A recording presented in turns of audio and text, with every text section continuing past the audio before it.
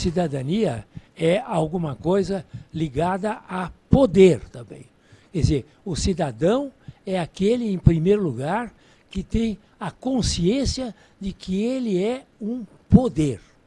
Se ele não tiver essa consciência de que ele é um poder revestido de poder constitucional, de poder declarado pela própria Constituição, de ter realmente o poder político nas suas mãos, ele realmente não é um cidadão. Porém, além de ter uma noção dos seus direitos e obrigações, ele tem noção que tem poder. Tanto assim que ele foi para as ruas exatamente porque ele sentiu que ele tem o poder de modificar a feição política do país. Então, essa noção de poder, e que está ligado muito mais ao dever do que propriamente obrigação e direitos, ele tem o poder-dever de atuar na sociedade, o poder-dever de atuar para modificar o Estado, o poder-dever de contribuir para a sociedade. Aqui nós falamos muito que o Estado é um Estado que cria privilégio, o Estado faz isso, o Estado faz aquilo, o Estado no SUS, ou o SUS, que é um sistema teoricamente muito bom, não paga nem sequer nada e dá um déficit muito grande aos hospitais que estão sob sua administração.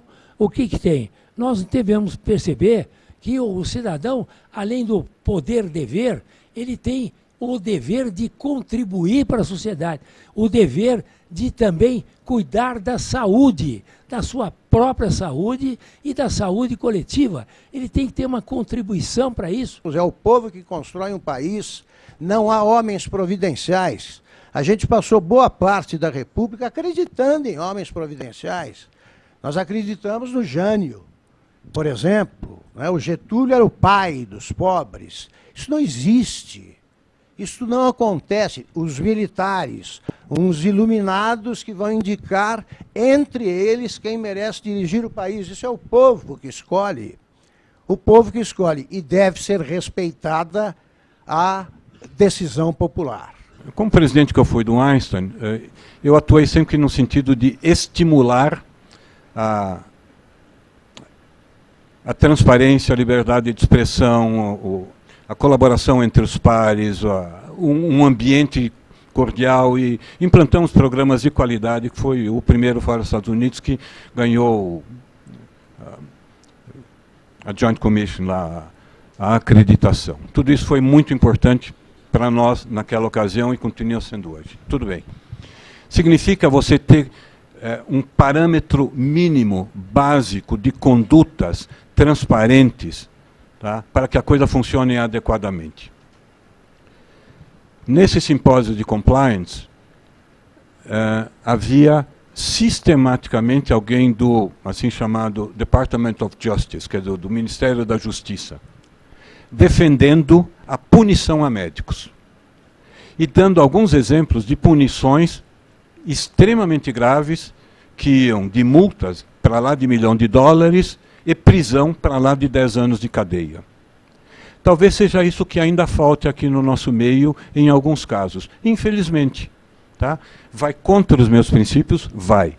Mas que não adianta eu ter os meus princípios se o meu vizinho faz o que não pode ser feito e usa dos seus privilégios para que nada lhe aconteça. Tá? Então, é muito discutido? É muito discutido. Mas não adianta só discutir, tem que fazer.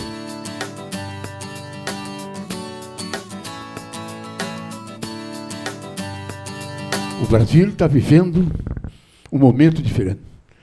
E o que nós temos que é importante que os jovens estão na rua. Hoje é um grande debate. Eu estou falando aqui com muita alegria, mas tenho falado aos universitários do Brasil inteiro. É o que eu venho fazendo praticamente. E como eu falo que eu não cobro nada, eu sou convidado, e com o maior prazer eu vejo a mocidade debatendo, discutindo, querendo participar. É o que está acontecendo hoje. É o que está acontecendo hoje. O Brasil está debatendo. E repare como é interessante, fruto desse debate aconteceu o inesperado. De repente, o que ninguém imaginava, a Câmara dos Deputados aprovou a reforma da Previdência. Aprovou sem grandes espalafatos e aprovou num tempo respeitável. E de uma hora para outra, aquilo que nunca se conseguiu fazer, o Congresso vai começar ontem. A reforma tributária. A reforma tributária desse país.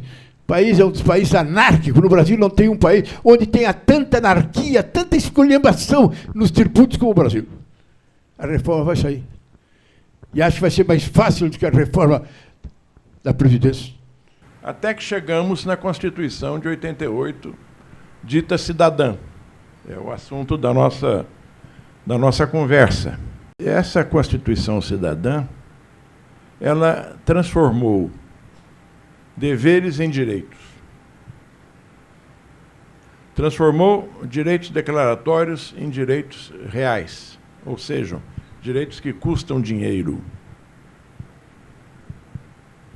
Não se preocupou em fazer o devido ajuste fiscal que permitiria cobrir esses novos direitos, esses direitos reais, com as devidas despesas. Essa Constituição é feita por pares de contradições. Por exemplo,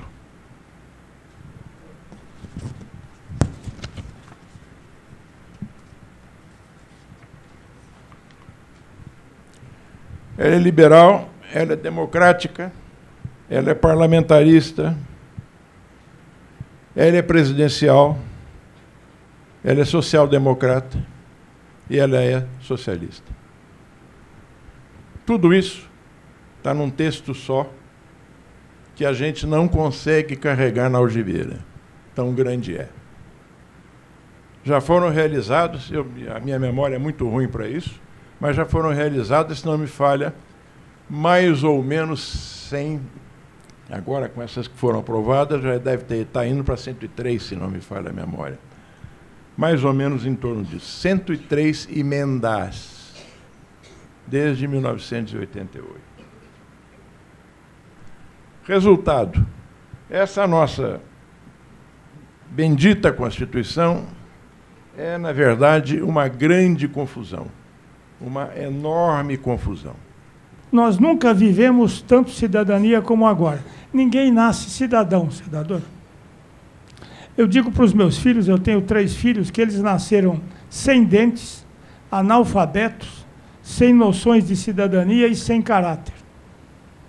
Ao longo da evolução, progressivamente, os dentes foram nascendo, eles foram sendo progressivamente alfabetizados, foram recebendo noções de cidadania e, ao longo da existência, foram moldando o seu caráter. Ninguém nasce cidadão e você aprende a ser cidadão no leito, na estrutura familiar e na sua formação educacional. E, ao longo da vida, você vai moldando a sua característica como cidadão. Ninguém escolhe pai ou mãe, ninguém escolhe o QI, mas você escolhe o seu caráter e o exercício da cidadania. Eu relaciono cidadania com o caráter. Caráter é um aspecto que é a principal característica do ser humano. Quando o indivíduo tem caráter, ele inspira respeito, credibilidade e tem seguidores e é um líder. E quem tem caráter, seguramente exerce corretamente a cidadania.